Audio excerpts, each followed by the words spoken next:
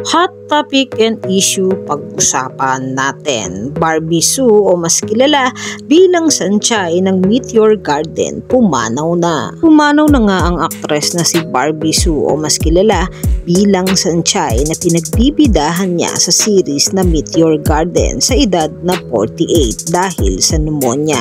Si Barbie o Sanchay ay nakilala dahil sa series nilang Meteor Garden na ipinalabas naman sa iba't ibang bansa tulad ng Philippines, Indonesia at Thailand na idinab naman sa kanilang lingwahe na talaga namang kinabaliwan ng mga batang 90s. Simula si Sue sa showbiz noong 17 years old pa lang at bilang bahagi ng isang pop duo kasama ang kanyang kapatid na si Dee at naging TV host at nakilala sa kanilang animated na estilo ng pagpapatawa. Ngunit ang Meteor Garden na series ang nagpakilala kay Sue para maging sikat sa iba't ibang bansa. Ginampanan naman ni Sue ang isang mahirap na estudyante na nag-aaral sa isang pribadong paaralan at nakasama niya ang 4 na lalaking tagapagmana at ang 4 na lalaki na co-star naman ni Sue sa Meteor Garden na tinawag na F4 ay sumikat naman na boy band sa Taiwan. Ang pagkamatay ni Barbie Sue ay kinumpara naman ang kanyang kapatid na si Dee Sue. Ayon sa kanyang kapatid,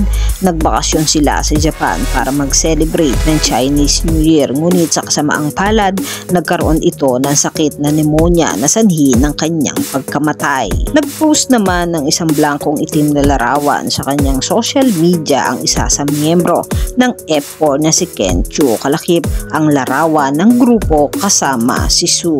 Marami namang mga tagahanga ni Barbie Sue ang naggulat sa biglaang pagpanaw ng aktres. Yung mga katambalan, ano ang masasabi nyo? Mag-comment lang sa comment section at pag-usapan natin. Yan ang mga hot topic and issue dito lamang sa Tambalang JK.